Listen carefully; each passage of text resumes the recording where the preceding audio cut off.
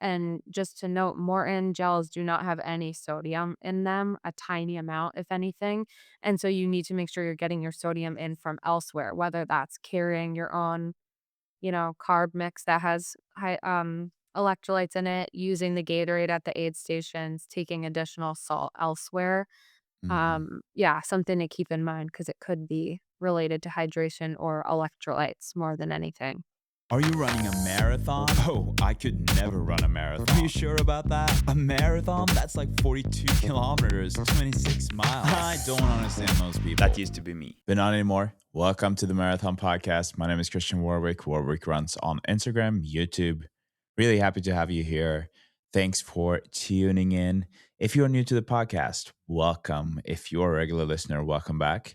And regardless of this being the first, second, 100th episode that you're listening to, or maybe even the 131st, please give this podcast a review if you haven't already. Leave a comment. I would really appreciate that. And subscribe to the YouTube channel. That would really help me to build this podcast going forward. In today's episode, we are talking about Boston Marathon. We're talking about how to fuel and prepare for the Boston Marathon in terms of nutrition. Casey is back on, and it was such a good conversation. Ended up being a pretty long one, but I think that it's going to be super useful for anyone running the Boston Marathon this year or anytime in the future.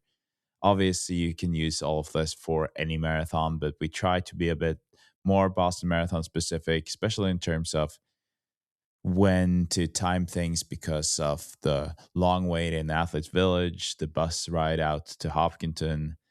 Yeah, just a great conversation. Today is still a Monday, so it's kind of the same day as when I posted the last episode or when the last episode came out, and the same day as I was sitting here talking and introducing the last guest. So there's not that much to report on since that. I had a run today, felt fairly good. So I feel like I'm kind of back, got some results back on the blood work. Iron is a bit low, so need to be better at taking some supplements, but also reintroducing red meat, for instance, to my diet. So that's where we are at right now. And yeah, I don't really feel like talking that much about anything else. We are currently 6 weeks out from Boston. Hopefully, you are uh, doing well in your Boston build if that's what you're training for or whatever you are training for. And please enjoy this conversation with Casey. Welcome back to the Marathon Podcast, Casey. How are you? I'm good, thanks. Thanks for having me back. I'm excited to talk more fueling specific things for the marathon today.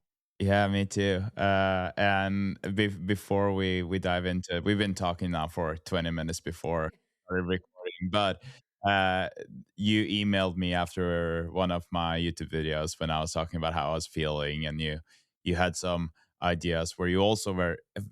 It was nice of you to emphasize that these were just your thoughts, but you seem to be right because my blood work came back today and I was a bit low on iron. And so, like, first of all, thank you for reaching out. And it made me realize that I need to maybe think about or look into those things earlier on, and like when you have 3 weeks of feeling tired, you probably should go to the doctor anyways. But one thing that we talked about now that I thought was super interesting, because obviously we have to get iron to have that energy and have the oxygen in our body. But then my doctor told me about how coffee and green tea could affect the absorption of iron. And I would love to just hear your take on this, or not your take, but like your expertise on how coffee can actually prevent us or prevent the body from taking up or absorbing the coffee. No, sorry, Yeah, the iron. iron. It's confusing. But Yeah. yeah, so coffee and tea are great, and they have these compounds in them called polyphenols that are really beneficial for health in general. But those compounds also compete with iron to be absorbed by the body. So the gut can only take up or absorb a certain amount of each nutrient at a time. So if you're drinking coffee or tea right around the time, usually I say like within 2 hours of a supplement like iron, it can make it so that your body's not getting all that iron that you're taking in a supplement, which is tough. It's tough to time that out. Yeah, and what I find very interesting about that, for me at least, that I usually will have my coffee in the morning, Mhm. and I think I realize now that I didn't tell you that before we started recording, but I think that the change that I made after Christmas is that I've been drinking coffee for more, like, throughout the day. So even, like, in the afternoon, evening, I've had coffee. So that probably means that I've been mixing coffee with most of my meals throughout the day. But what's interesting is if we look at the mornings, because I feel like most people are drinking coffee in the morning, they will have it with their breakfast before or after. So Mhm. from a dietitian's perspective, like, how are we supposed to time this for it to actually work and still get that coffee that probably most of us are craving? Yes. So the biggest piece here is you want to make sure you're getting high iron foods throughout the day, not just at breakfast, but at all three of your meals, ideally at snacks when you can. But if you are supplementing, yes, it's important to not, drink your coffee and then use it to take your iron supplement. Like I think a lot of us do in the morning is just when we remember to take vitamins and things like that. Or if you already take a medication, a lot of times it's in the morning. So my suggestion is always to either wait 2 hours afterwards or to make it easier, just take it before bed. Because you're maybe brushing your teeth, your iron's sitting right there on the counter. You can, take it far away, hopefully from caffeine at that Hmm. point. Um, yeah, but there is other things to think about too. I had mentioned before we started recording as well that magnesium's a big supplement a lot of athletes take before bedtime because it has been shown to help us sleep, and a lot of people feel that effect. Magnesium and iron also compete for absorption. So there's another complicating layer there that you don't want to be taking your iron and a magnesium supplement right before bed or even at the same time any sort of time of day. So that's another thing to think about too, is you just wanna try to take the iron all by itself, Hmm. away from both of those things. And I think that this is something that a lot of us, we will not really think about unless, like, our dietitian or maybe our doctor uh, like tells us to consider Mhm, that. And now you're obviously talking about the supplements, but I feel like, so for me personally, I guess, like, my diet has always been good enough for me to usually not have any deficiency, luckily. Uh, mhm. But when I think about, like, my days now, so what I when I was saying that I have coffee for breakfast, maybe for lunch and for dinner, or after, just after dinner. Is there, like, you did mention this 2 hour time frame, but also in the morning, for those of us who are having coffee in the morning, is it better to have coffee before breakfast and then have breakfast, or does that really not matter with that order of how you take it in I or don't think it eat or matters drink? so much when it comes to, like, the iron in your breakfast foods if you are eating a high iron breakfast. I know in the US, a lot of times we're not, unless you're which I don't recommend this, but unless you're eating, like, tons of breakfast cereal or something that's fortified with iron, a lot of times it's not our main iron Hmm. source of the day. Um, but yeah, so whether you take the coffee before or during or after a meal doesn't really matter if it's in that 2-hour window. I do say usually for people though, especially if you are worried that you might not be fueling enough or you find that it's hard to get in the amount of carbs or energy that you need throughout the day during your training, I usually suggest eat your breakfast before you have coffee because one, it'll help you drink water in the morning. I think a lot of us like drink coffee when we wake up and then we Yeah. just forget to start on the water train. But yeah, so then for breakfast, I usually say like have that before then drink your coffee because coffee can suppress the appetite for some of us and it can cause some GI upset, I think, as a lot of us know, Hmm. and so Hmm. if you are struggling with that, maybe try eating your breakfast first, as hard as it is. I know, I don't like doing that. Yeah.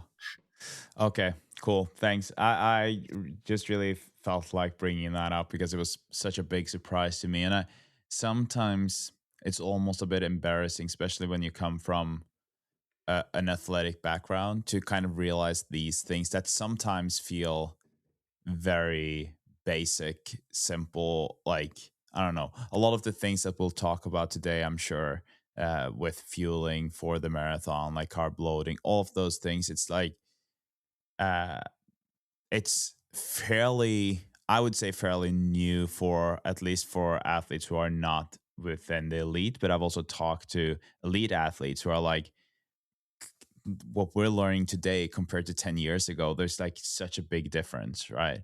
And so, Definitely. although I understand that there's always like development within nutrition, it's kind of like weird to make these realizations sometimes of like, oh, I probably should have known this, but it's at least nice. It's nice to learn them now. Yeah, and I don't think you should be embarrassed about that at all. I mean, this is my job. I went to school for a long time to learn this stuff, and I'm sure if I worked in a different field, I would have no idea, even if I was still a runner in another life. Hmm. That's kind of why people like me or doctors or other healthcare professionals exist, and that's why you should, see your GP regularly and all of that because you just want to make sure that you're not missing things. There's Yeah. a lot to life that you're focusing on. And I don't know about how it is in Norway, but in the US, our nutrition education growing up is like pretty much what not to eat, which Hmm.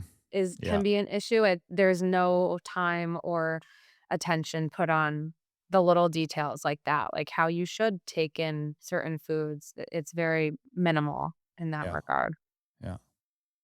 Yeah, and I guess like especially the things that we'll talk about today will be very much like um athletic specific, right? Like it's not the topic to listen to if you are not training, if you're not into like sports, because I've talked to so many of my friends about that. And when you look at what we eat throughout like a hard training day, for instance, or what you're fueling, like you might eat candy before races or the day before races just to fuel, there are not definitely not the things that you would recommend for your average Joe, just like for the diet of life or whatever you call it, but like compared to that. So I think that's important to kind of emphasize before we head into the conversation today. Yes, this will be more specific to runners and even more specific to marathon and even half marathon Yeah. runners for sure, because it is still a long time that you're out there. And I think that's why sports nutrition is such an interesting and needed field because we only learn how to eat. I mean, if we learn anything about nutrition, it's how to eat as you are a sedentary adult. Yeah. So then when you add a growing child who needs much more nutrition and much more variety than like an adult who's already reached their potential does, then you add in sports on top of that. And so things can really compound and it can be super easy to be under fueling, even if you feel like you are eating tons of whatever, or you're eating a really quote unquote healthy diet. Hmm. As athletes, it's really hard to get in everything that we need, especially during marathon training. Yeah, and a lot of sugar, which we did touch on in our last episodes. We're not going to talk so much about, or we're not going to talk about like that day to day diet.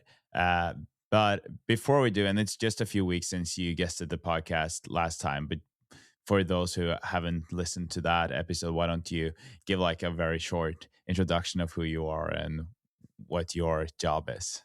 Sure. So my name's Casey. I am a registered dietitian based in the US.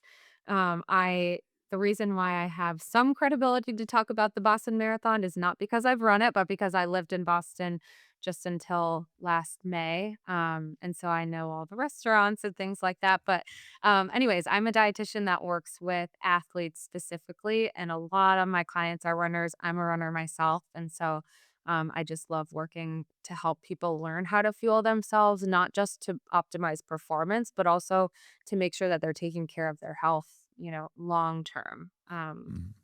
And so I have a practice where I help people one on one and in group settings. I'm currently located in Connecticut, but I work with people in Massachusetts and Rhode Island as well. Thank you. And I guess what you were saying about knowing Boston is it's very important because there are some, I guess, like endurance is endurance. You could say like running for 3 hours, 4 hours, 5 hours, 6 hours. Like overall it comes down to the same things, but then there are some differences with Boston with the hills, and Hmm. I'm curious to hear your take when we start talking about this, whether or not like you consider those things different from your normal very flat marathon, for instance. uh, I actually, so usually I have a very casual flow with this, but because we are going to be a bit more specific, I have my questions here today. So I'm going to look at this other screen sometimes. But I thought that we can kind of take this or go through it in the way that you will approach a marathon. So we'll do like the days before the marathon, and then we'll head into the marathon, and even after the marathon, what is important. Because to a lot of us, we are, although we might finish that marathon being like, I'm never doing this again, we know that we will. And the day after we'll start, or maybe the same day, we'll start looking for that next marathon. And it's nice to head into that build fairly recovered in some way at least. So but I guess we'll start with the carb loading. And to me, this is an interesting thing. I'm gonna give you my opinion on carb loading before we start, and then I'm just curious what you'll say when I say what I'm saying. I feel like that is something that is a bit, especially I'm not talking about the elite of the elite, because when it comes to that, it's a bit different, I think. But for people Hmm. like me, 247 marathoner, uh, I would say that it's easy to kind of exaggerate that or overrate that a little bit in terms of like being too specific on counting the carbs and all of that. I think that yes, it's smart to make sure that you're not skipping meals, make sure that you're eating normally, but also like don't overdo it. That's been my strategy when it comes to it. Don't overthink it, not obsessing too much over that week or those days before.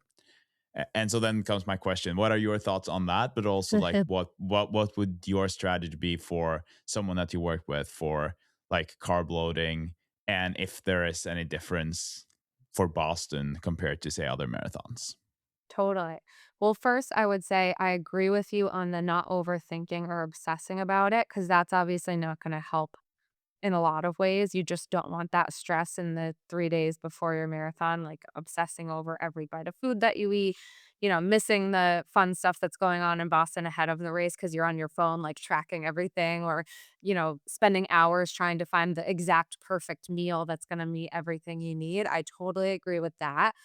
One thing I will say is that the research shows that carb loading, if you do it properly before a marathon, can provide anywhere from like a 2 to 3% performance benefit.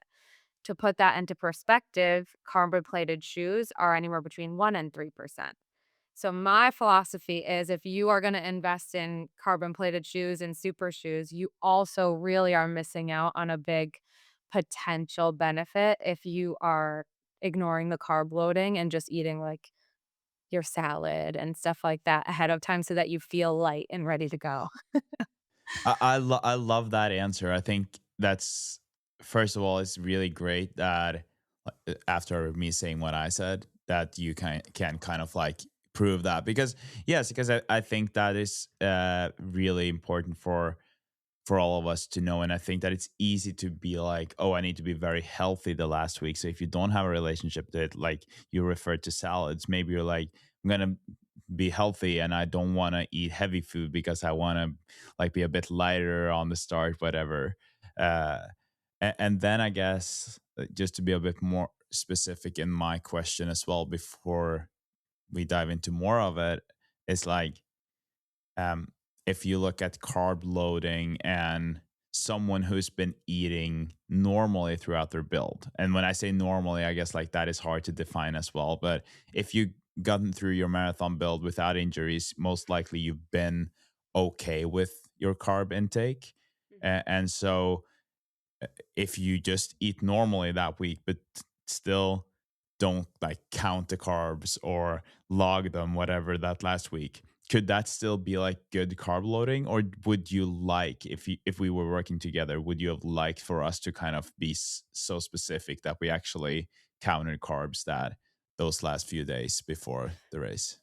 Yeah, so I eating normally is not gonna hurt your performance because you've done it throughout your whole build, you've done a lot of your long runs, but the marathon is a whole different animal than, your 22-mile long run that's followed by, rest and all of that.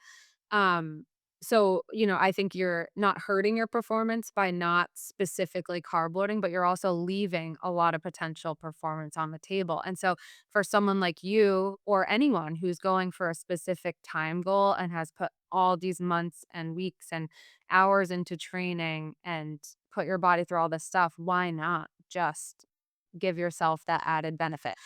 I will say for anyone listening, do not try this the day before your key race. You want to practice this, and we'll get into, I'm sure, the specifics of what carb loading is because it's not what a lot of people think it is.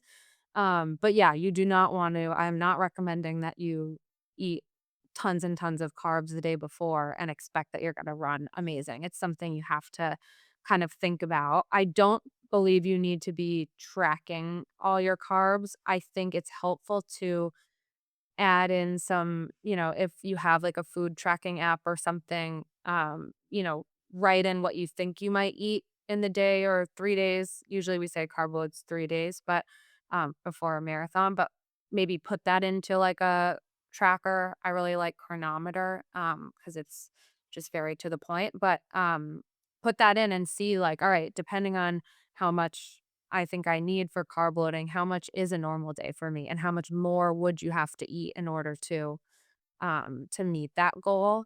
And I would do it well before your marathon so that all right, this is what I expect. I've tried it before. I felt all right. Feel confident on race day. I think that's important. Yeah, thanks. I also think that like when you say this, testing it beforehand, I think that that is a really important part of this because uh, at least for me, I've had several runs where I just am out of energy, say 20 minutes into my run, and I don't really understand why. And then I try to analyze the day before, and it will usually be like after a hard day. So if I had a long run or something like that, and most people hopefully they won't have like anything like that the day before a marathon. But what I realized is that it's not the workout itself. It's kind of like back to what we talked about in our last conversation. How did I fuel after that long run? And Mhm, I might have fueled the same way as I would have if I had an easy like 6 mile run, you know? mhm, And then I go to bed feeling a little hungry and I'm like, oh, it's okay. Okay, I can be hungry going to bed. And then you don't really realize that that hunger is because you've been pushing your body more. You need a bit more food to kind of recover and mhm. to be better at that. And especially for me, at least, if I have those long runs in the afternoon, like if I have them in the morning, then it's easier to spend the whole day kind of just fueling and getting more food in. But if I have it in the afternoon, I might have dinner after and then maybe a little snack, but not that much more. And then I don't have enough. Then there's going to be a lot of hours like before I eat again. So between that Yeah, hard long run, that meal, and breakfast, it's going to be like, I don't know, maybe it's going to be 15 hours or 12, 13 hours. yeah. And then you don't have energy to run. And then I'm like, cannot do this for the marathon because then it would not go well. Exactly. And so, you also have to think about what you're doing in the days before the race too. So like in the case of Boston, you're going to the expo, you're maybe doing a shakeout run or two. A lot of times people visiting the city are like on their feet all day going up and down Newberry Street just because they want to be a part of all the exciting stuff that's going on. But if you're eating like normally, during that day, but you're taking 20,000 steps when you should be resting and eating tons of carbs, you're going to be starting at that same deficit, which you definitely don't want. So I Mhm. think having a plan, whether it's specifically carb loading or just knowing what you're going to need to eat, is important. It can be stressful, and I wanna acknowledge that too, like, the obsession over it or feeling like you need to track everything meticulously, and that's where I come in. Like, I think people, if working with a dietitian and especially one who understands sports and the demands of running marathons is important because they can do that work on the back end for you and then give you a plan of like, here you go. I've made, 3 days of eating that are exactly the foods you like and eat all the time. And I've planned out which restaurants you want to go to and what might be the best choices at those places. And so the point of, the pre-race fueling, but also during the race, which I know we'll get to, is you want to just not have to think about it in the moment. Yeah. You want to just Yeah. know, keep it simple and have a general idea of what you need. Um yeah, I think that's important. The other thing I just realized I didn't actually touch on was like why carb loading is important. It's this concept that we talk about all the time. And I know in like high school sports, we all had a pasta party the night before a game, which was not exactly carb loading. It helped, but it wasn't everything. Carbohydrate loading is really important because we have stored carbohydrates in our muscles that are used for energy later on. So anything that you're doing that's longer than 90 minutes, your body is actually going to be accessing your stored carbohydrates in your muscles for energy after that 90-minute mark if you're feeling well. If you're not feeling well, it's going to access that a lot sooner. But anyways, carbohydrate loading is this concept of eating enough carbs to actually fill up your muscles with those carbohydrates so you're fully stocked and it can help you get through mile 18 through 26 of the marathon without hitting the wall or feeling like your legs are lead all of a sudden or having major other issues.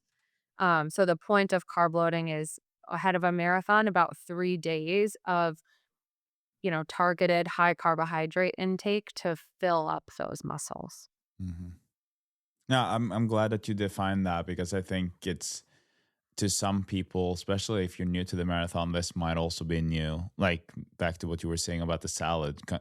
I think that it's also easy to be like, oh yeah, I really need to be healthy these last 3 days before the marathon, um, and to make sure that you are healthy. But in for the marathon, it's a little bit of a different game than for other things, and Yeah.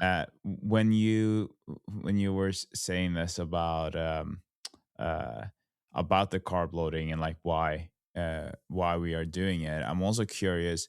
Do you think that there's a difference between like for someone who's running like a 2:30 marathon compared to someone who's running a 6 hour marathon? Because when you're saying like what kind of like stores of storage of our body, like what are we using, uh, Mhm.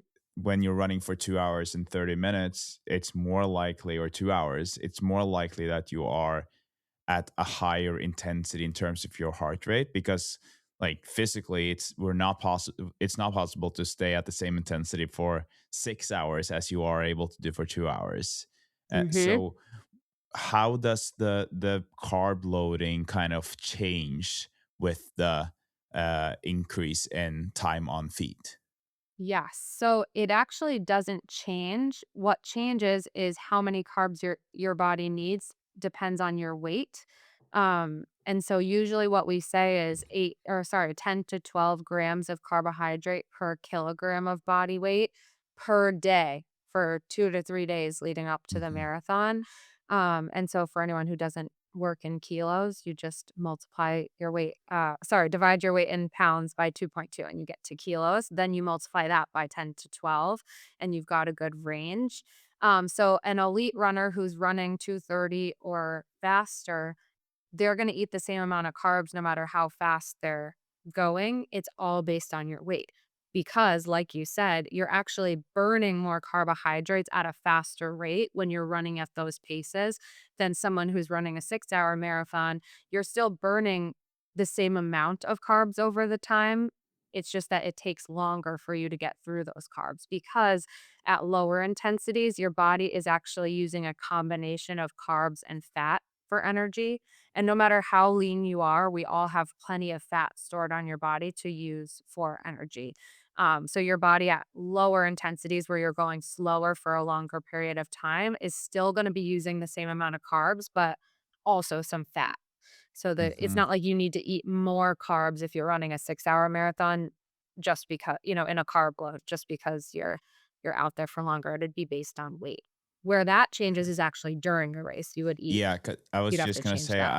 I made a note here now that when we get into that, we need to also touch on the difference there because yeah, I kind of got from what you were saying that this is gonna it doesn't change the carb loading, but it changes the race strategy or fueling strategy maybe for the Mhm. race. Mhm. Okay, so now we kind of we talked about the carb loading, but if you were to kind of describe very general but perfect carb loading, like you said, 3 days out from the marathon, what would you kind of prescribe to the listeners listening to this? Yeah. So the first thing that it depends on is how many days you're planning to do a carb load before. So you can be on the lower end of that 10 to 12 grams per kilo range if you're going to do all 3 days of carb loading. You could be, if you're only going to carb load for one, which I wouldn't recommend ahead of a marathon, you'd want to try to get to at least two. But let's say you're just carb loading for one day, I would really recommend you get to that higher end of the range, that 12 grams per kilo per day for each day that you're doing it. So first you need to figure out based on your body weight currently, how many grams of carbs you need per day. The second part is how do you figure out how to get that over the course of a day? My main recommendation is going to be you're going to have to spread it out in between at least 3 meals. And I usually have people eat. I don't think I've ever given a carb loading plan that was less than 3 snacks. So I Hmm. would say, between breakfast and lunch, between lunch and dinner, and then a bedtime snack is going to be the big way that you can make those carbohydrates feel manageable, even if it's a lot more than what you normally have. Hmm. The next, tool that's really helpful is liquid forms of carbs are going to be your best friend because you're going to be focusing on hydration in those days ahead of the race. Why not add, sodium, but also carbohydrates to that, whether that's, juice or your sports drink. Make sure it has carbs in it though. Read the label because some like sports drinks are just electrolyte drinks and they don't have those carbs in them. Hmm. So if you are getting carbs for your fluids, great. All of those kind of components need to add up to somewhere in the ballpark of those numbers that you've first calculated.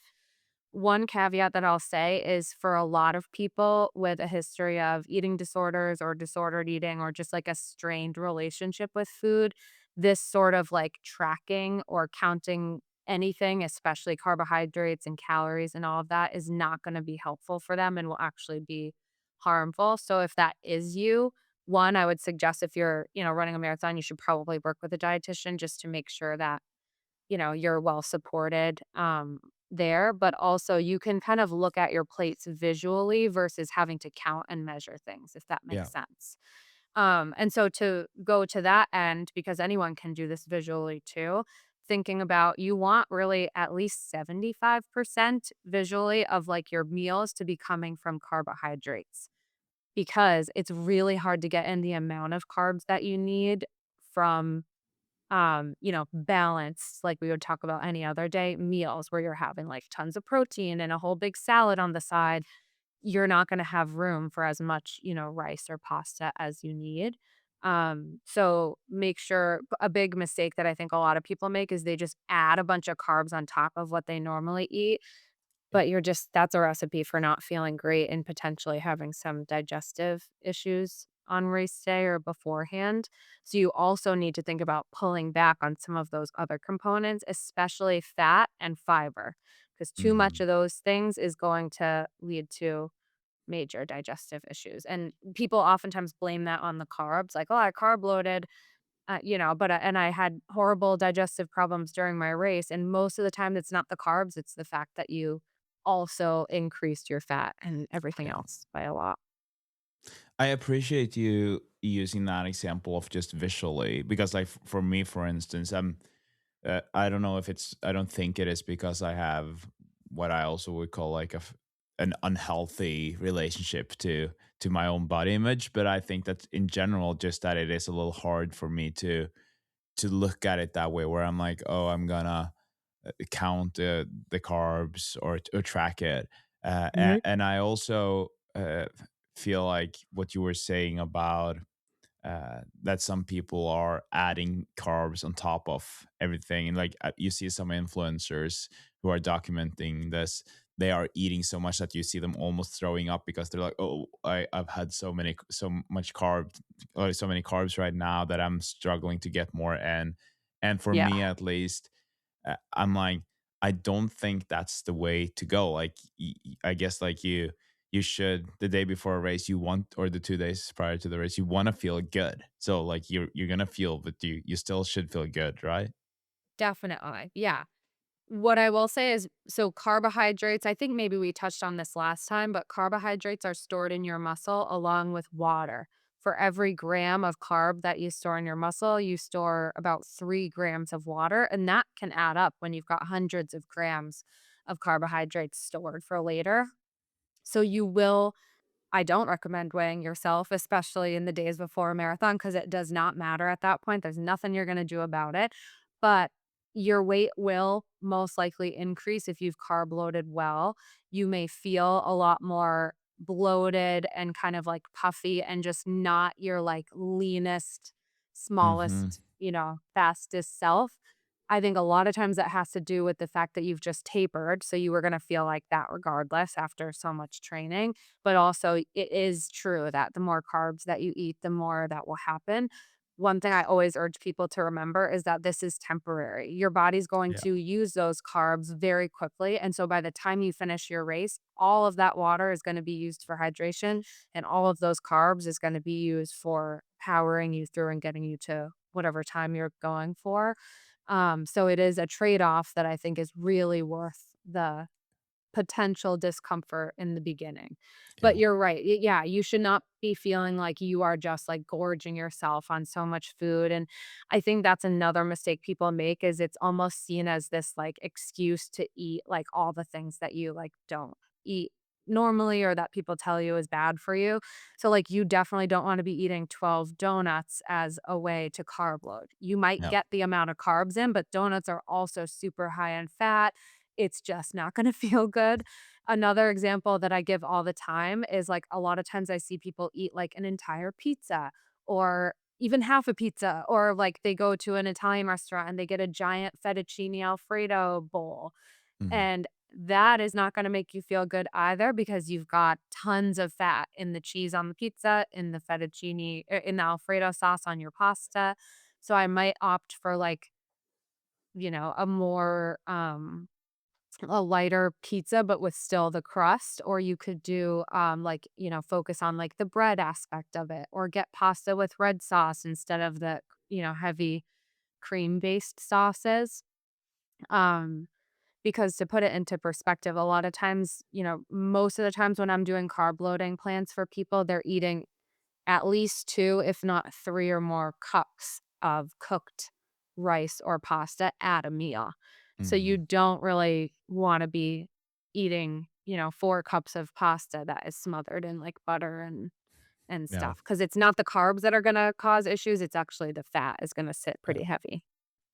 Yeah, because that kind of brings me to the, all of us, we are, uh, like our stomachs are, we're very different, all of us, and some people have Mhm, stronger stomachs than others. And for me, for instance, I feel like I need to be very careful with what I'm eating, especially leading up to a race. mhm. And you did mention some products like fat and maybe proteins as well, like especially on race day, to kind of be careful with that. And how early would you say that you should start just focusing on carbs in this, the week? Say the race is on, we'll use Boston here. So the race is on Monday. Uh Mhm. when should we kind of start eating less of the proteins, and how early do we have to do that to make sure that we don't get any GI stress on race day? Everyone is totally different. So sometimes people find that pulling back, it's not really the protein that I find is the issue. It's more so super high fat things, but even more than that, fiber is a big one Mhm. Mhm. because fiber can fill you up a lot faster, but it also can cause either constipation or diarrhea, which neither of them you want leading up to Mhm. your race, especially if you're traveling. But, so what I would say is, like, for a lot of people, cutting back a little bit on the fiber, meaning choosing more refined or, like, white grains at least during your carb load. That's really, like, the latest I would say to start thinking about that. If you are particularly sensitive and you've practiced this in training and you realize that, not eating tons of beans in the week before your race actually helps your stomach feel better, great. Then, the week before, cut down on beans, but make sure you're thinking about what else you could have in its place that sits well. For a lot of people, that's gonna be bland foods like plain Yeah. rice, plain pasta. Bagels are a great one. Mhm. This is definitely the place where, like, more sugar can be beneficial. So, like, candy added to a snack or had, before and after your run, liquid forms of carbs like we've talked about. I think it's more about just pulling back on those things so that you can fit in the carbs that you need during the carb loading.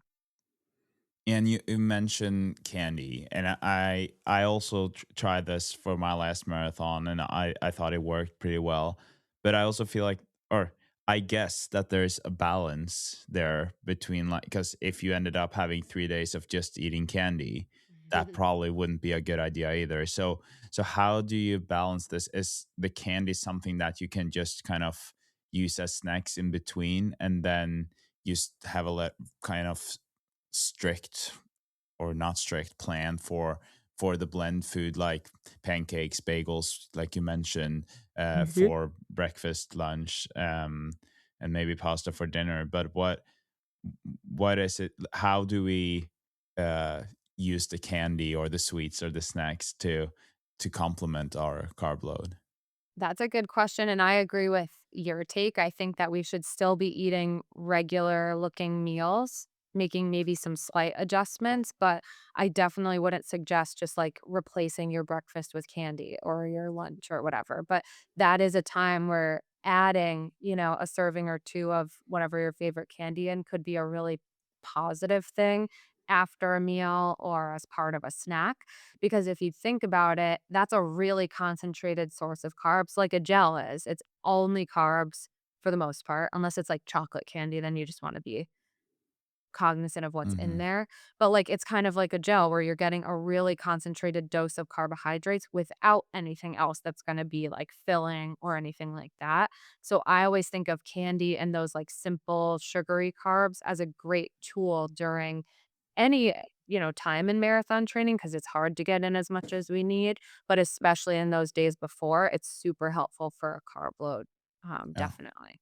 And I would say too, like, if you're doing a carb load correctly, a lot of times people actually find that they feel hungry because you're not having as much protein, you're not having as much of Yeah. those filling components. So if you're pulling back enough on those other things, they don't need to be totally out of there. Like, you can still put butter on your toast if you want to, but you don't wanna be having, like, fried chicken as a meal, You wanna Hmm. do, like, Hmm. plain chicken. But if you're doing it correctly, I have found in my carb loads that I actually end up by the afternoon feeling hungry because your body burns through Yeah. those carbs a lot faster than your normal food. Yeah, I've had the same experience. I remember before Boston last year that I was like, how can I be hungry? I've been eating so much today, but I'm still feeling hungry. So that's Yeah. interesting. Oh, Yeah, and but I will go back to my thing that I said before, you have to practice this. So I usually yeah. say to people, pick at least one key long run that you're gonna do this one day beforehand. So, like, if you have a 20 miler, try to do at least a one-day carb load leading up to it. If you're doing 3 days before your marathon, you might wanna try and see how it feels to do 2 days of a carb load before a long run, just at least once to know how it feels. But Mhm. yeah, don't try this if you haven't done it beforehand. Another thing too is if you do that calculation I was talking about and you're like, "Oh my god, this is like 4 times as many carbs as I normally eat, that's probably a good sign that you're not eating enough during your Yeah. training block normally. So So, it's almost like a good test. yes, yeah, Yeah. do out that math, and if that makes you feel super stressed or, like, so confused about how you could possibly fit in that much, it's a good idea to look at what you're eating on a Mhm. normal day and see how that could be optimized. And something that, like, when you're talking about these numbers, I remember, at least for me, it took me a while to understand that when they say like you should have 100 carbs per hour or 150 grams per hour, it's so easy to look at your gel and then it says like 100 grams or 60 grams, like whatever it says. But that is not necessarily the amount of carbs. Like, now I'm talking about the biggest number on the label, right? And so Yes, so, that's so a great point. that's something that I thought about, whether that is for the the carbs that you're eating, like pasta or whatever, Yeah, that it's nice to know what number is it that we're using when tracking this, right? definitely, and I was actually just looking at my stock of gels that I have behind me. Yeah, so usually it's funny because this is an SIS beta fuel, and they give milliliters instead of grams like it usually does on the nutrition facts, probably because it's more liquid than anything.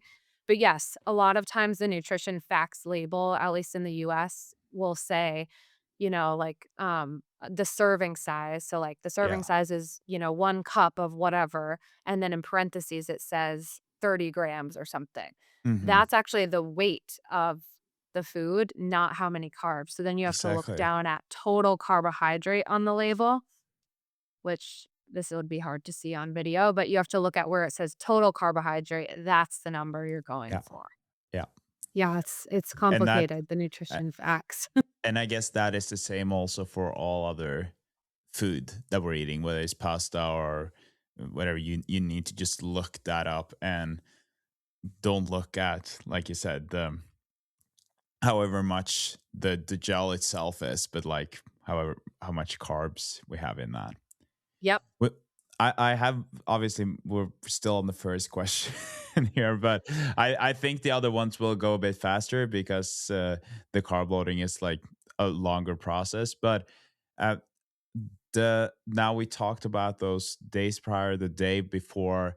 Uh, for me at least, and I can only speak for myself, I started doing something before Boston last year that someone told me to do because uh like I said, my stomach isn't the strongest, so I need to just make sure that race day I don't get any problems. And so this guy told me about how he, after, I think he said after 4 p.m. on the Sunday, so the day before the race, he would only take in carbs through liquids or gels in the afternoon Mm. throughout that day, and then in the morning then back to breakfast, but just like make sure that you're not kind of carrying all the too much food in your stomach when going to bed, but still fueling up on energy, right? So like for my last marathon, I had some candy, but I also had a gel and then a drink mix. What Mhm. are your thoughts on like last part of that day before? And also when I'm saying this, like, are you like, oh, that you should not do that, or do you think that sounds like a good idea? Yeah, I think that's fine. Everyone needs to find what works for them, and I think that's kind of what you're saying too, is like for someone who tolerates liquids better and you would rather drink your carbs and have a gel before or a few gels to get to your carbohydrate amount, that's totally fine. However you get there is gonna still work and stock up the glycogen.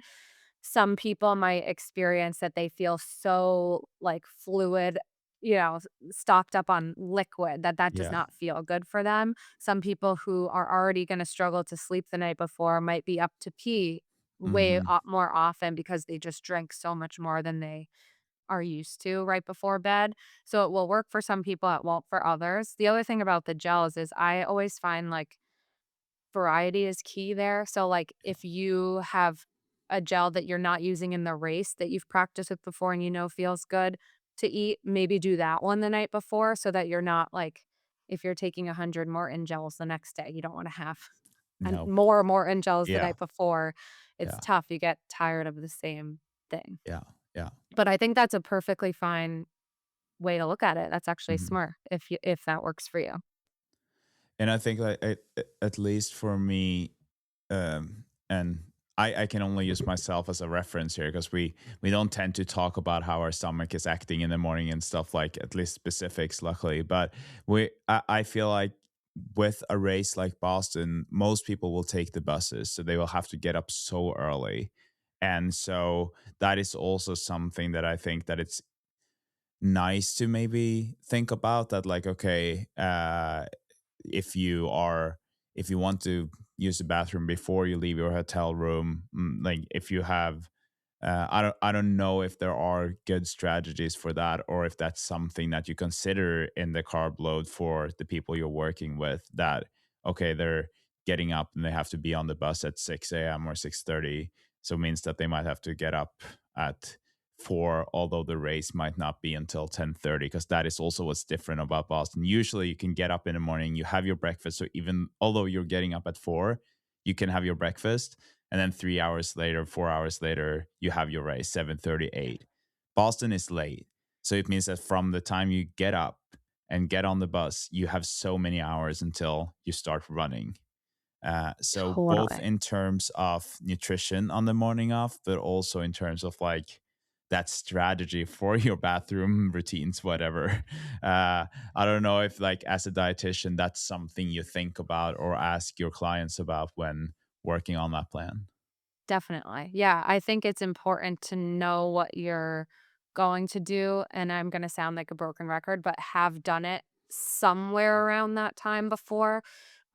If you have a sensitive stomach or if you're really nervous about how race morning's gonna go, if you have the flexibility in your schedule during your training block, I would suggest trying at least once to fit in a long run, later in the day when your corral is gonna be starting or when your wave is gonna be starting, just so that you can have that sense of like, all right, you wake up at and eat breakfast at 4, let's say, or 5 maybe on the later end, and then you have to run at 10:30. How do you feel at 9? Probably hungry again. So, I Yeah. think knowing what to expect there is important. You're only gonna know so much, right? Like, if this is your first Boston, you're gonna have to figure out how you feel on the day, but always be prepared, I think is the key. Hmm. Bring extras of everything. So when we get to the race, I will always say, like, bring more gels than you think that you need because who knows what'll happen. You might need to take a gel right before you start because you're not feeling so hot or whatever. But yeah, so waking up, usually what I would say is to have like a full breakfast. So the carb loading is great the days before, but I kinda think of the breakfast on race morning a little bit differently because if you think about it, you're eating at 4 or 5, and then you're finishing the race at way later. So you've run Yeah. clear through lunch, you've put your body through a lot. The last thing you want is to be walking to the start line, which is a very long walk, I know, Hmm. feeling hungry already. Um, so in that case, I would say have a full breakfast, include your protein, have a little fat with it, have, definitely the carbs and the fluids, but try to make it a little more well-rounded so that it keeps you full like a normal meal would.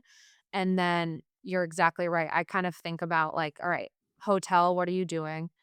Bus ride, what are you doing? Are you going to bring, an extra bottle of water or sports drink? I usually suggest sports drink because you get those carbs in. You can sip Hmm. them over the bus ride, which is long. And then think about maybe you're going to want another like meal of some sort in Athletes Village Yeah. before you're called. Most people I think could benefit from that. So like that could be a bagel and peanut butter, for example, that you Hmm. just bring in a bag with you on the way. Some people like, solid granola type bars or things like that. Other people are very nervous and they like to drink their carbs and have maybe extra gels right Yeah. beforehand, and that's fine too. Because I feel like But that's you're what right. what I mostly see people like when I see people before the race, they will have another gel like in Athletes Village or beforehand. But I feel like maybe that is what is different about Boston, that for a lot of marathons you will have that breakfast, and then there are a few hours, and you just like last minute thing is that you have a gel. But then with Boston, you have so many hours. There's gonna be like it could potentially be like 6 hours from breakfast to the start of the race. Uh, Definitely. yeah. So then your recommendation is actually to bring almost like a normal breakfast, like a bagel or whatever, to the to Athletes Village and have that there.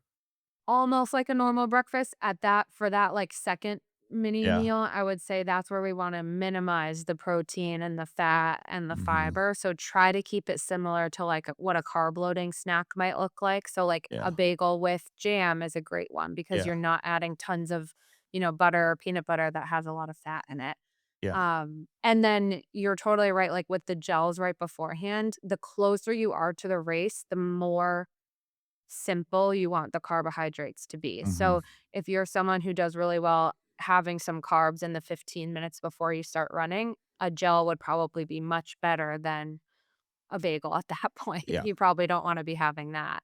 But like we said, everyone is so individual that you really need to kind of test this out. Luckily, there's so much time between now and Boston this year. So, like, test out some of these things, see how you Mhm. feel, so that on race day, you're not worrying about all these little Yeah. details. I think it can be, I'm sure people listening to this are probably like, oh my God, this is so much, Mhm. details and information, but there's time to think about it. And as long as you keep it simple and you know what you're going to do, it's going to be much easier than it sounds if you've tried it before. Yeah, and I think that like when you say that everyone's different, that's that's true. And but I also feel like you have almost two kinds of persons. You have the ones that are able to have that gel like 5 minutes before the race or maybe less. And then you have the ones that are like, I need to I can't eat that last hour before the race starts. Like when I start running, then I can start fueling, but before the race, I need to have like an hour between uh or maybe more. So like in your opinion, especially if we look at that little breakfast snack with like a bagel with jam, what would be a good time to do that? Like you will get to Athletes Village, you might spend like 2 to 3 hours there, if you're unlucky or like if you're there early. So but say 2 hours, when should you have that bagel, you think? That's another thing that you really have to, like, test it out in your training to know. I usually say 1 to 2 hours before you actually start running would be good, and you also have to consider the long walk that you take to the start Yeah. line, so you don't wanna, like, get to Athletes Village and have already eaten everything that you brought because you might end up getting hungry, Hmm. by the Hmm. time you're actually called. So it is something to test out, but usually as a general rule of thumb, like 1 to 2 hours before you start is fine for most people. Yeah. Um, yeah, and, if you are a nervous person, that's totally fine, and if you're like, "Nope, there's no way that once I get to Athletes Village, I'm gonna be able to eat anything," just factor that into your race breakfast or to what you eat on the bus. You can Yeah. adjust the timing. It's not the end of the world if you have to front load everything so that you feel ready to Mhm. go. Mhm. And then we get to the race itself, and Mhm. you can choose yourself how you wanna talk about this because we did mention, or you mentioned in the beginning here that there's a difference between how you fuel as the elite athlete or like the sub elite and the ones that are running a bit slower, or the longer you run, I guess like the more different your strategy will be in terms of that fueling. So I don't know if you want to take like one group of people first and then the other, or how you want to approach it. But like if you were Yeah. to share your perfect fueling strategy with us during the race. Yeah, I totally can. So the general rule of thumb for how many carbs you need is going to be the same whether you're running a 2-hour marathon or a 6-hour marathon. The difference is how long you're out there. So in general, what we say, especially for marathons, the minimum that you want to be taking in, no matter how fast or slow you go, is 60 grams of carbs every hour that you're running. Hmm. So for a 2-hour marathoner, let's say, and 60 is the low end. As mentioned, that's the minimum. Some of the elites are going upwards of 120. I know Joe Klecker was pushing way more than that, but he Yeah. practiced it a lot Yeah. before. Clearly, it worked for him. And so we're kind of headed in that direction with the, professionals are really buying into the carb fueling and seeing the benefits of it. You don't all need to be taking in 140 grams of carbs an hour, and I definitely would not say to try that on race day. You have to this is where the importance of fueling your training comes in because you need to what you do on race day should not be any different than what you've been doing on your long runs. Mhm. So if you've been running your long run and you take a gel every hour, but then you get to the race and you're like, "Well, I'm gonna take a gel every 20 to 30 minutes." That's not gonna feel good hours into the race. And so the frequency with which you fuel is going to be totally up to you as an individual. You just want to get to that target amount of 60 to even up to like 90 plus grams of carbs per hour. So Mhm. once you figure out in your training like what works for you there, let's say 60 grams of carbs an hour as someone has figured that out, then it's just how are you going to get that 60 grams in? Are you going to Yeah. do it through only gels? Okay. Well, if you're taking a gel that's got 40 grams of carbs in it, you're gonna have to take that at a different rate than a gel that's got 20 grams of carbs in it. Mhm. So figuring out what products you're gonna use is huge, whether you're an elite or not. And the elites are lucky because they get the bottle service, and most of them are not eating very much. They're drinking their carbs, which is helpful at those paces. Um, but yeah, figuring out how you're going to get to that target amount per hour, and then you just multiply it by however many hours you're doing. I think Yeah. keeping it simple is gonna be key. So in that example, the difference between someone running a 2-hour marathon and someone running a 6-hour marathon is gonna be 120 grams of carbs over the course of that race for the faster runner, but a 6-hour marathoner is gonna need, what is that, 360 grams of carbs, um, over the course of the marathon. And I Mhm. think that's a common misconception, and I certainly felt this way too when I first got into running before I kind of specialized in this, is like, you think like, "Well, I'm running slower. I'm not probably burning as many carbs as someone Mhm. who's running faster," but you're also out there for a really long time. Yeah. So it's just as important, if not more important, for a 5-hour marathoner to be hitting their carb goals and getting that 60 plus grams an hour than someone who's, in the pro field. Yeah, and when you're talking about this, just want to repeat what we talked about before about like the packaging. So like Morton is the official sponsor of the Boston Marathon. So that's Mhm. the gels that those are the gels that will be provided with three times I think it is during the race. And uh the Morton 100, which are the ones that we'll get, they have 25 grams of carbs in them. Mhm. So that means that to get 60 grams of carbs each hour, you have to have more than two of those each hour, right? Like, so Definitely. probably at least three, which can be difficult enough because that means every 20 minutes. Yeah. And so then comes the question, first of all, are you okay with the time, or do you have a hard cut Oh, at I'm good. you're good? Okay, No, cool. I'm good. Um, so uh, I've heard other people have experienced it myself that it's really hard sometimes when you are running and you have that first gel after 20 minutes, maybe you have the second one, and then your stomach, you're experiencing some GI issues, and it might not be so bad that you have to stop, but you really don't feel like having that third gel, for instance. Mhm. And this is where we're still on the first hour. Like, how do you solve that? How crucial is it with that third gel within that first hour? Say you need some more time to kind of try to figure out, or maybe have some more water, whatever. How do we go about that when we're starting to struggle to fuel? Yeah. Well, I think that's a great point that we should have made, which is that in addition to fueling your long, slow runs, you also really want to practice this sort of fueling strategy on your faster runs. So if you've got a marathon pace workout or a tempo run or something like that, I would always say to try to push the envelope there when it comes to carb fueling, because you're probably going to be running faster for longer in the beginning of a marathon than you would on your, easy long runs. So you want to know what that feels like to take a gel when you're running at marathon pace and you have to keep going afterwards. So I'm glad you brought that up because I think that's an underrated kind of aspect of fueling, the practicing. Um, but yeah, and that's a common thing, especially you're nervous in the beginning. Boston is tough because it is so crowded.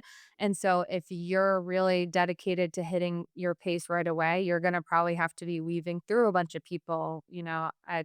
I don't know what everybody's race strategy is, but if you are going to be kind of like in and out, trying to hold your marathon pace from the start line, your heart rate's going to be higher. You're going to be working hard in the beginning, but Boston's also really important because the beginning half is gonna be where you can really prioritize fueling before you get to the hills. Mhm. And so I would say, if at all possible, I wouldn't purposely skip a gel. I would actually, and I'm not a running coach, so I'm not talking strategy here for people, but usually if you're finding that in the first 20 to 40 minutes, your stomach is like already not feeling good, um, slow down temporarily because your body might just need a little more time to digest and kind of keep up with things. You could also try taking in carbs through fluids too. Yeah. So I'm a big fan of carrying a handheld bottle. I know people are very pro or anti that, but I do think it's a huge benefit because you can put carbs in your bottle and sip on that when you're not feeling up to taking a gel and you've got a backup plan. Or if you plan those carbs in your handheld into your plan, then you don't have to take as many gels because you're drinking the bottle. You have to stop at fewer water stations, which in the beginning is crazy because you're all packed in and you don't have to be worried about getting to the table and all of that. Does that answer your question? I feel like I got off track a little. Yeah, no, I guess it does. But then I guess like if I was to challenge that even more, so in an ideal world, you are able to fuel, call it correctly, like every 20 minutes or however you do that on the day. But like say we're aiming at least 60 grams of carbs per hour, and then 45 minutes in after that second gel, then you have you have taken 50, you have 50 grams of carbs then with within those first 40 minutes, and then at 45 minutes you're starting to struggle with your stomach, and it's like you feel like if I'm taking another gel now at 60 minutes I'm gonna throw up or I'll have to Yeah. find a porta potty, like uh those issues that you might face. And then I guess it's like, at least I've experienced that sometimes if I just give it some time, then I'm able to get a gel again a bit later. But I still know that if I did it at that time, it could have had some consequences.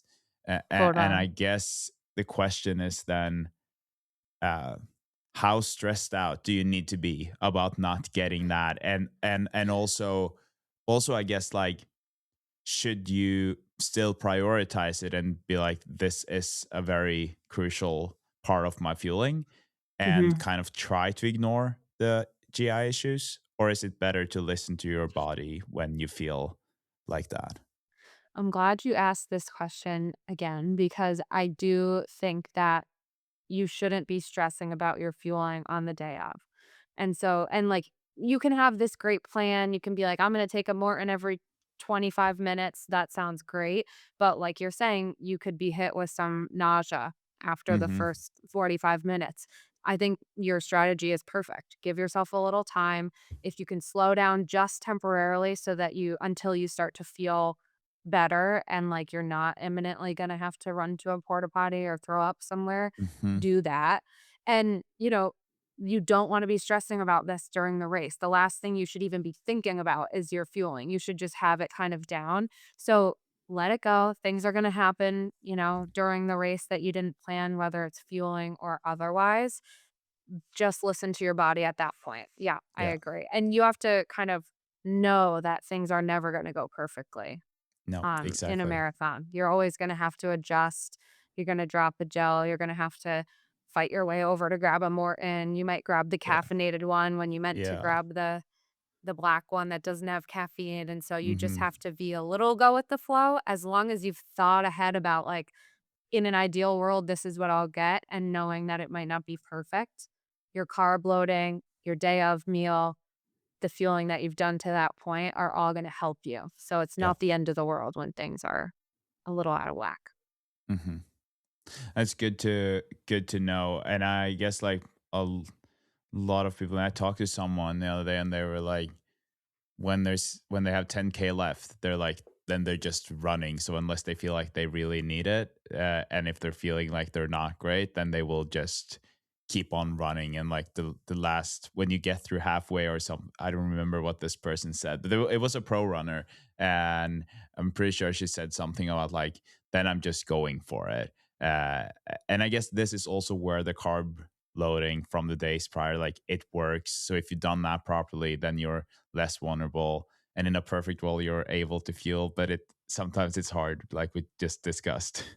Totally. One thing I'll say is 10K for her might be no time at all, and you Yeah, wouldn't need a gel, exactly. but Yeah. 10K for someone else might be an hour plus, Yeah. and so if that 10K is gonna take you over an hour, you totally don't wanna, No, exactly. as That's in it. an I'm ideal glad world, you you don't wanna just skip that, but Yeah, yeah, I think I'm glad you that's pointed out reasonable. that out. Yeah. No.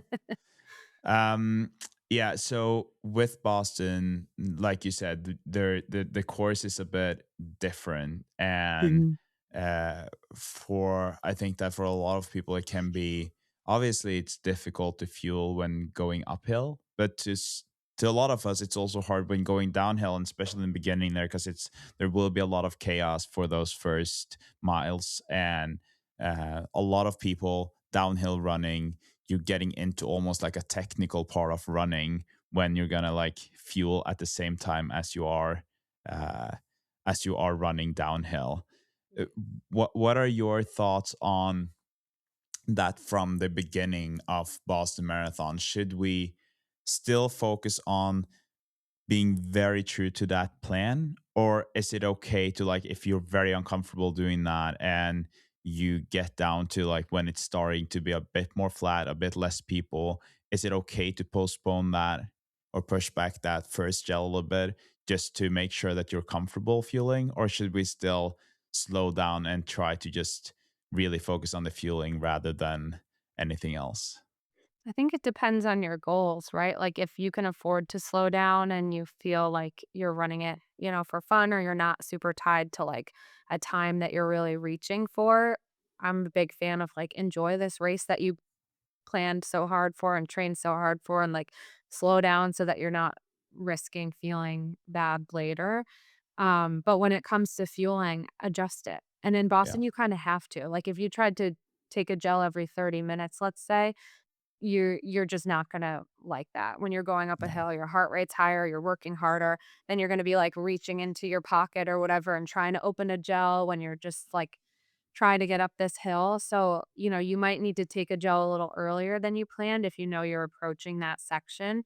Mhm. Some people, running downhill feels a lot easier for them, and it doesn't feel, they're not worried about the technique as much, and so maybe you wait till the downhill, maybe you wait until a flat part, slow down a little bit just to get your fuel in and then keep going. Mhm. That's another kind of plug for the bottle is if you can drink your carbs at by that point, maybe that would help, make it a little bit easier. I haven't Yeah. personally run, well, actually, I when I lived in Boston, I lived in Brighton, so I ran the hills all the time, but I have not run them halfway through a marathon, so No.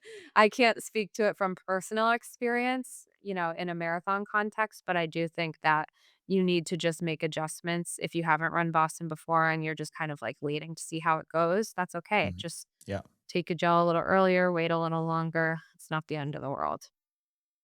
And we're gonna get back to those hills in a second here, but when we're talking about the gels and like the drink, like aid stations with water or liquids, I think that, at least for me, one of the biggest realizations that I just wanted to mention is like how important it is to almost immediately after a gel have some water just to mix it, so because it can be kind of very dense or condensed Yeah. into your body it's such a strong mix with that gel. So your body might not like to have that alone. So like getting some water in just immediately after, at least I think that's a good idea. I don't know what you think about that.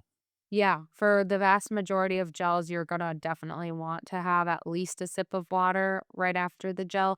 Morton, a lot of people find because of like their hydrogel nature, a lot of people find they don't need to have Mm, liquids like right interesting. afterwards. So, and this is another plug for practicing.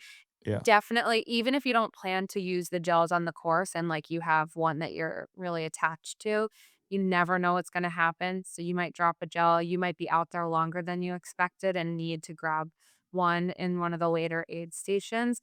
Try out Morton beforehand if you've never had it before. The texture is interesting compared to It most is. gels. Yeah. Yeah. So you definitely don't wanna be surprised on race day, but you might find that having a Morton, you could wait a little longer before drinking again, or, Yeah. everyone's a little different, of course, but that's one benefit. And the aid stations in Boston, you have after 2 miles they start, and then it's every mile, I think, after Yes. 2 miles. Yeah. And and one thing that I actually started thinking about before our call was that uh, uh, personally last year I think I had Gatorade and water on all of those stations because they have Mhm. Gatorade as the official partner. And I remember thinking that like I didn't fuel according to my plan because my plan was just about the gels. But then I realized that the Gatorade has a lot of sugar in it. So that means that I was kind of fueling every mile Mhm. uh, for the marathon. And so, how can we plan for? Because those are just cups of some Gatorade, and you're most likely only getting one for each station. Um, Mhm. and that can be a little bit harder since we were not measuring it ourselves to know. But how do we go about that to kind of know that, okay, this was enough, or to plan that beforehand, maybe in terms of gels? Does that mean that we don't have to take as many gels during the race if we have a cup of Gatorade every mile? What? Yeah, it No. depends, yeah, so if you're having a full cup, usually it's so hard because depending on who's filling the cups, depending on how much splashes out, if you're trying to run through the station or whatever, it's so hard to know exactly how much you're getting. So, I'm usually a fan of, like, if you get Gatorade, great, it's nice to have a little extra on top of what you're taking in from gels, but if you really wanna plan that into your fueling plan, take your time at the aid stations, make sure you finish the full cup because it's very easy to get behind if you're only drinking half of it and then tossing it. You might be better off just taking it through gels. But yeah, so that's also very individual. The other thing I'll say is it's Gatorade Endurance that's offered on course. It's not the same as the Gatorade that's like in convenience stores in the Ah, I US that's didn't know already that. mixed. Yes. Okay, what's the Um, difference? so Gatorade Endurance comes in a powder form that you have to mix in a bottle or in a big, those big Gatorade like cooler things. So the staff is actually mixing a large amount of that powder with a full jug of water ahead of time. They're usually very particular about how they mix it, so you can be pretty confident that it's going to be mixed at the right kind of concentration. But again, you just never know. Someone might, forget to. Usually what we do, because 'cause I've volunteered, not at Boston, but at a few races before, you actually, like, put the ice in a plastic Ziploc bag so that it doesn't, as it melts, dilute the Ah, solution. smart. Yeah. A lot of thinking goes into the background here, but yeah, so Gatorade Endurance is something that if you haven't had it before, you do wanna try it, because it's higher in sodium and it's higher in carbohydrates per ounce when it's mixed correctly than, like, the Gatorade, um, that you would get at the store that's already in a Mhm. bottle. And I'm actually, like, at the very late stages of getting clearance to be on the Esplanade during all the shakeout runs on Sunday before the race, because I wanna offer that Gatorade Endurance so people can actually, like, try it beforehand. Cool. So I'll most likely be there. If you see me, come get some. I promise I mixed it right. Nice. Yeah, and this is interesting. I didn't even know that because I remember I was like, it's a bit weird to just have this because I've the only relationship that I as a Norwegian have to Gatorade is just the bottles, and just Mhm. don't feel like they're that good, to be honest. But Yeah. I did feel like it was different during the race, and then my question is like, say you were, and like you said, you wouldn't recommend that because you don't know how much they will have in the cups, but like the elite field, they will have bottles. Most of them will only have bottles, and they might not even have any gels during the race because they will try to get everything in liquid. Mhm. uh, if someone was like, well, I'm gonna use the same strategy and I'm only gonna use the Gatorade cups that you get at the aid stations, what would the strategy be from your side? That's That a would good definitely be a question. challenge, but how would you go about that?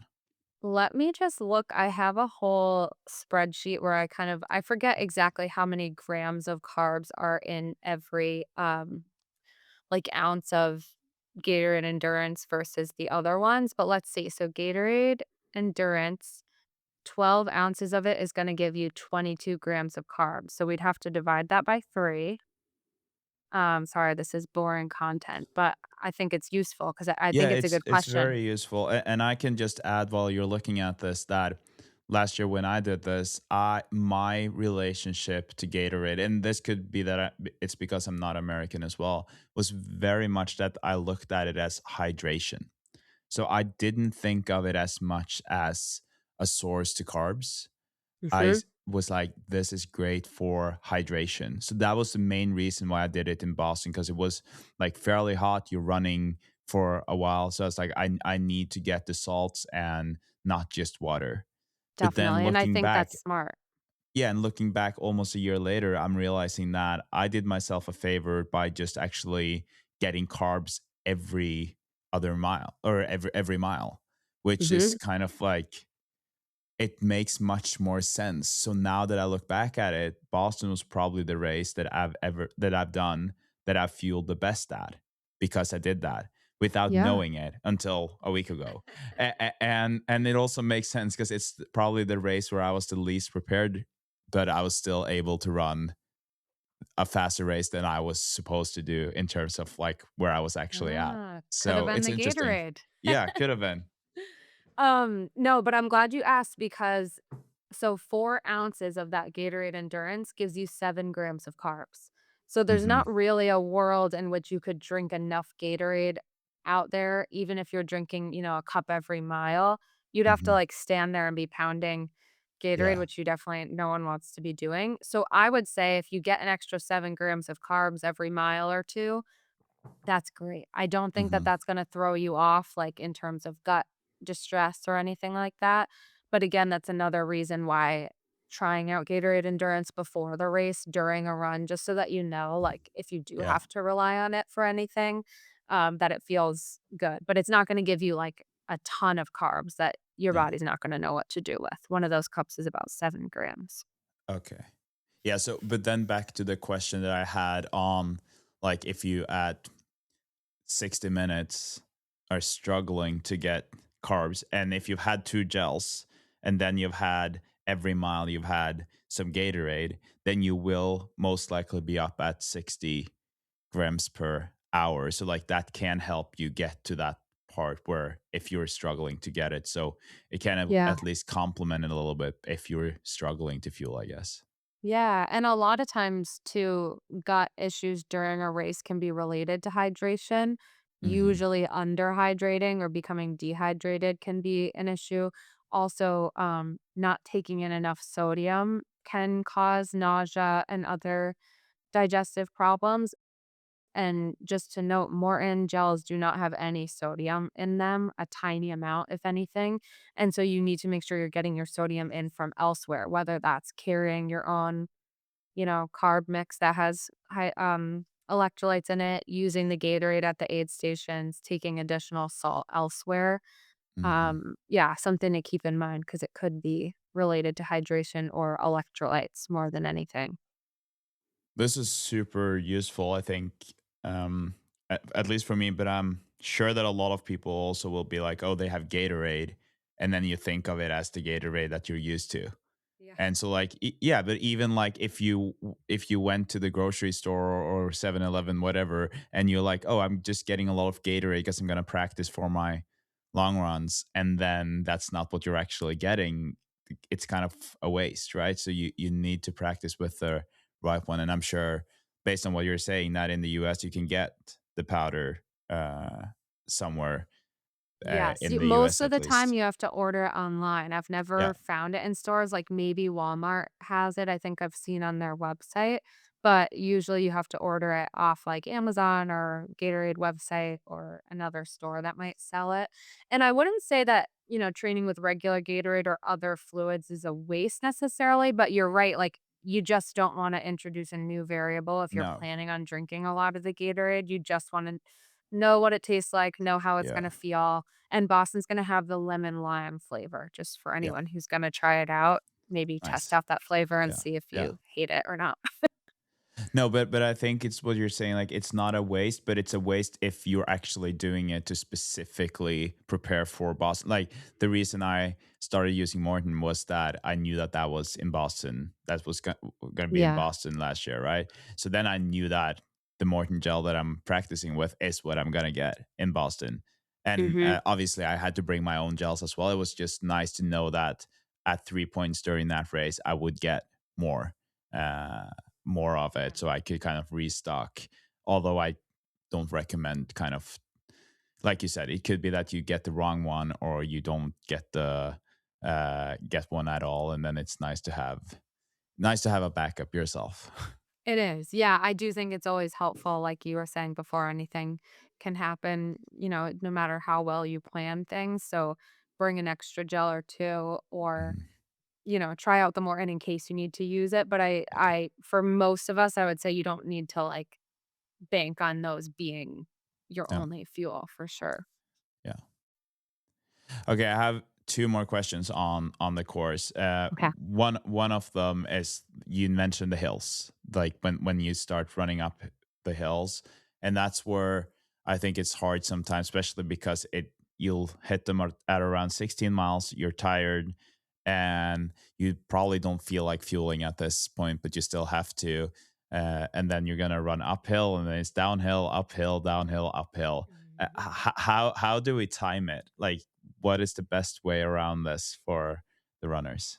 Yeah, it's a good question. I think some of the pros that you've had on and asked them about this, I'm glad that you are asking because, again, I haven't run it in a marathon context. So I don't know, I might know what might work best for me, but again, everyone's different. But I do think that that's the fact that they started around the 16-mile mark, that first half should be as close to on par with your fueling as you can be. There's gonna be things that come up, maybe you delay a gel a little bit or you miss a water or something, but, like, as much as you can kind of make sure the first half is solid with your fueling, that kind of leaves you some wiggle room when it comes to the hills. You could take a gel a little earlier than normal, take one a little later, um, but other than that, I think it's just gonna be a matter of, like, stick as close as you can to your own schedule, Hmm. whatever that is, and then know that it's okay to make adjustments if you're really struggling on the downhill because that, you know, 3rd hill was difficult or whatever, that's okay. Just, like, focus on running for a little bit, take your time, and then refocus. You definitely don't want the hills to be the last time you fuel. Yeah, no, So there's definitely. always opportunities after that too. Yeah, because you will have 5 miles from the first hill to your at, like finishing the hills or top of Heartbreak Hill, and I Mm, sometimes I'm kind of like on it. I'm criticizing myself sometimes on this podcast to be a bit maybe too elite oriented or sub elite or people who are running like around my time, because that's like I make the mistake of thinking that what I'm thinking about is what everyone is thinking about. But then like when we're talking about this, I realized that to a lot of people the strategy is also to just walk through those hills, right? Like you're gonna be running, but then you will walk through the hills, and that's going to be hard enough, but you might be like, okay, I'm going to take the opportunity to just walk through these hills because it's too hard to run them. And I mhm, guess like if that is your strategy, then maybe fueling in the hill while walking, if the reason you're walking is not that you can't run up, but just like that you're taking it a bit slow and taking the opportunity to walk and try to get your heart rate down a little bit. So maybe Mhm. fueling in the hills for the people who are doing that could be a great idea. Definitely, so they can focus on running, Hmm. outside of that. Or, people who prefer to walk through all the aid stations. Yeah, Nothing wrong with that, and that's a great way to slow down a little bit, make sure you're getting in all the fluid or yeah, whatever, have your gel at that point or whatever your fuel is, whether it's gels or chews or something else. And that's okay, that's actually a great strategy to slow yeah. down at the aid stations, especially if you're not going for 2:30 or whatever. Yeah, exactly. No, and I also think like what you were saying, taking the time to also the strategy of how you shape the cup to if you're running through, practice that beforehand. Like you squeeze it together so it's easier to get it in. Don't try to drink it the way you would have if you were standing still. I remember I did that for my first marathon because I didn't have a relationship to that at all. And then you get like 5% off the cup, and the rest You just inhale goes in it. your face. Yeah, no, it Yeah, doesn't it's work. not good. Yeah, Nothing wrong with slowing down or yeah, no, exactly, practicing with that. If you're gonna be yeah, getting your fluids from a cup or if you're gonna have a handheld bottle, you just wanna make sure you're testing that out before. And I guess that's a good, reminder for me to just mention that, I'm sure it's pretty clear in, like, the rules, but you're not allowed to wear a hydration vest for the Boston yeah, Marathon. yeah, So if other people are used to wearing a vest, now is the time to start thinking if you're running yeah, Boston, how else you might address that. yeah. No, that's great that you said because I think that if that is your strategy, you definitely you have more than enough time from now to Boston to practice it. But yeah, Yeah. and then you mentioned the caffeinated gels. If people are gonna take it, when should they take that, and why could it be risky to take it if you haven't practiced doing that? Yeah, exactly what I was gonna say is if you haven't practiced, it could be risky. But yes, so Morton caffeinated gels, something to note is they have 100, I believe they have 100 milligrams of caffeine in each gel. Other gels, like goos that are technically caffeinated, have, like, 20 milligrams of caffeine in them, and 100 is much closer to, like, a cup of coffee or tea, the amount of caffeine in either of those things than some other gels are. So it's a good idea if you're planning on doing caffeinated gels, like you said, definitely practice. Have those, in your long runs. I would say as many of your long runs as you can just to be sure that you feel okay. Um Usually, you don't wanna take any more than 2 caffeinated gels over the course of a marathon, just because that's a lot of caffeine, but everyone's different. Um, and it could be risky because, as a lot of people know, when you drink coffee or something caffeinated, it can definitely speed up your digestion, which during a race, you don't necessarily want that. You'll be stopping at the porta potties or worse, dealing with cramping and things if you've never had it before at that dose. So practice them. Know that it's a higher dose of caffeine and the timing matters too. So caffeine usually takes about an hour to reach its like peak effectiveness. So you can take a caffeinated gel as the last one before the finish line if you just want that like kind of mental boost of like, all right, I got this. I'm getting some extra energy. Great. But just know it's probably not going to actually provide that Hmm. sort of benefit. So you might want to, take one towards the beginning. And if you're going to take another one, take one towards the middle, when you have about an hour to go before the hills. And then maybe when you have about an hour to go before the finish line, you could try another one. Um, but yeah, it's one of those things that if you aren't sure how you're going to handle it because you don't run long enough in your training to be able to take 2 gels, you might just want to stay on the safe side and focus on the non-caffeinated ones. Yeah. I think that what you mentioned there is something that a lot of us might kind of like, we don't know enough about it. We're like, oh, I'm gonna have one when I have 5K left. At like, if you are say you're running a 5K in like 20 to 30 minutes, and then Mhm. you're like, I'm gonna have one now to get through this last 5K well, and then it's like you actually won't feel the caffeine until 30 minutes after crossing the finish line. That then it doesn't really work. But then you have the, like you said, the mental aspect of it. Uh, Yeah. but Why are we taking it? Like, what is the reason for caffeine in a competition? What are the benefits? Good question. So this is caffeine is probably the second best, maybe even tied with creatine for like the best researched performance enhancing supplement out there because it's so readily available. It's in a lot of things and it has shown to have really good benefit for reducing how hard you perceive you're working. So it can be really helpful for people in an event that's as difficult as a marathon. If you're feeling like it's not as hard for the second half of the race, that's obviously a big benefit. It can help with mental clarity and focus during competition, reaction time, coordination. So all of those things can be beneficial. You know, if you need to in Boston, you're probably dodging potholes here and there, or weaving in and out of people and trying to like remember all of the plans that you're trying to balance during the race. Your brain working as well as it can is going to be a huge benefit. So that's why we think about caffeine in competitions. What I will say is caffeine is not going to help you if you're not getting in the carbohydrates and the fluid that you need. It's Hmm. more of like an added benefit. It's the cherry on top. Like if you have your fueling plan set, you get the carbs you need, you're fully prepared and hydrated, then caffeine can help, but it's not going to outperform getting in the carbs that you need. No, no. Okay, thank you.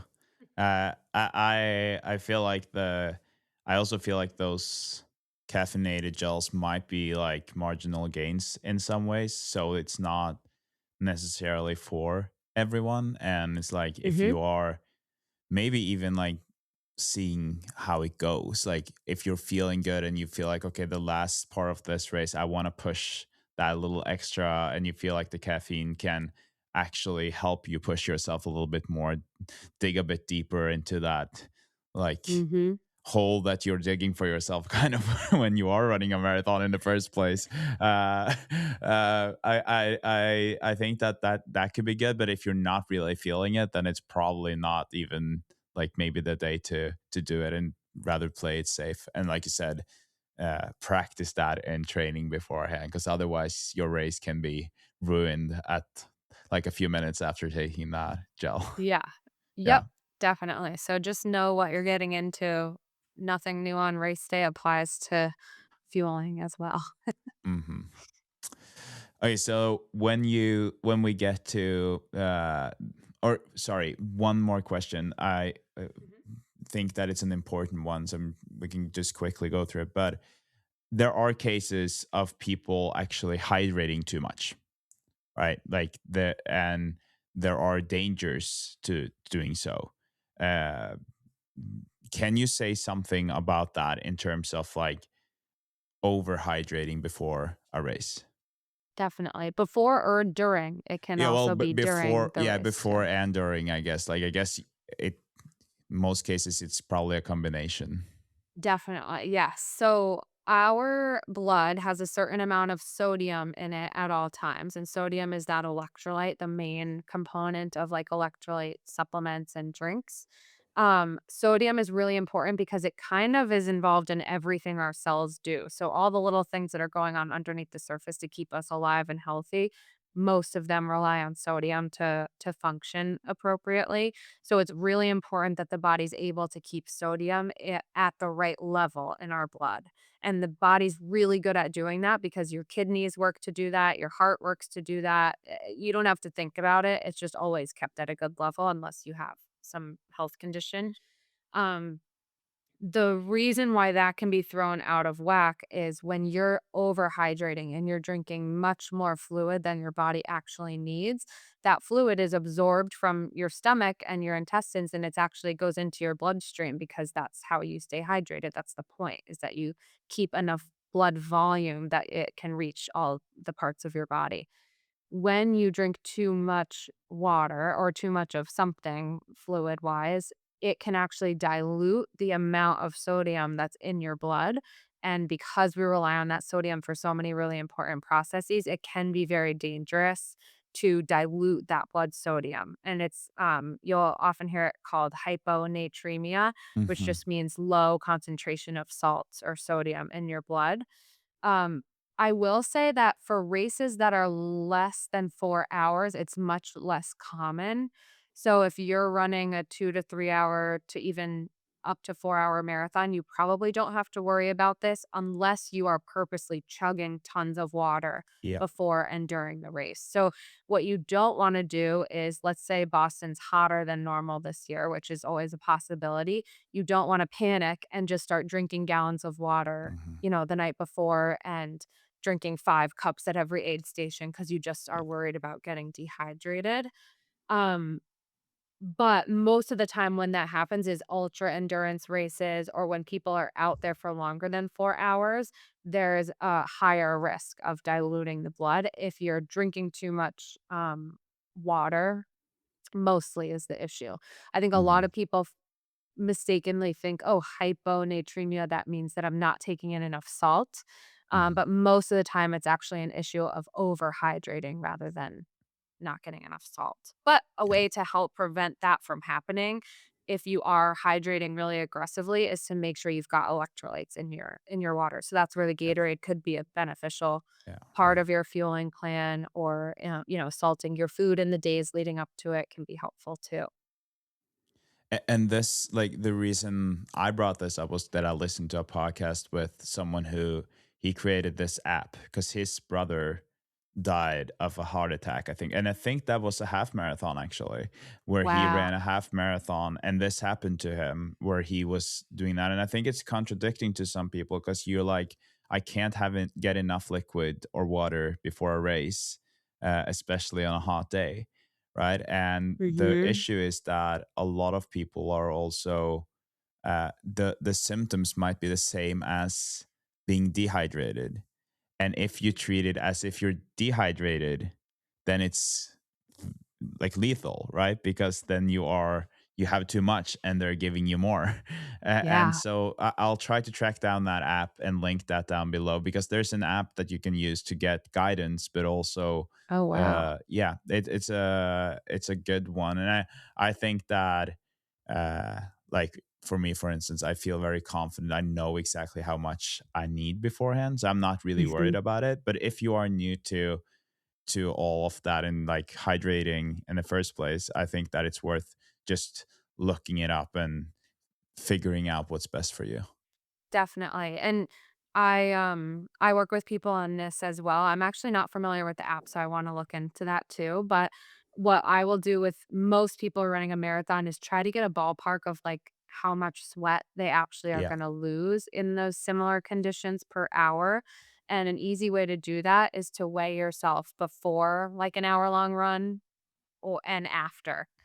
There's Hmm. some other nuance to it to make sure you get an accurate weight. But basically, what you do is you take how much weight you've lost during that run, and that gives us a sense. If we plug some numbers in, we can get a sense of how much fluid you're losing through your sweat every hour. One thing to keep Interesting. in mind is you do not need to be drinking 100% of the sweat that you lose.